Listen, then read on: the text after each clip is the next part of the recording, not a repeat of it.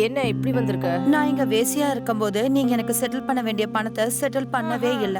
அப்புறமா வாங்கிக்கோன்னு சொன்னீங்க. கேட்கலான்னு வந்தேன். பாரு சித்ரா, நீ நடுவுலயே போயிட்ட. காசெல்லாம் இப்ப என்கிட்ட இல்ல.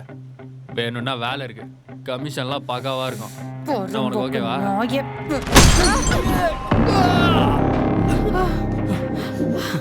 அந்த பூவு உன் ட்ரெஸ்ஸை பார்த்தாலே எனக்கு புரியுது. நீ மறுபடியும் அந்த புரோக்கர் ஹவுஸ்க்கு போயிட்டு வந்திருக்கேன்னு.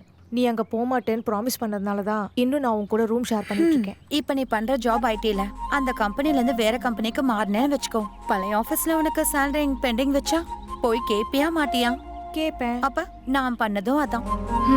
இங்க பாரு, சீரியல்ல சினிமால ஆக்டிங் பண்றேன்னு ஆடிஷனுக்கு சுத்துறேன்.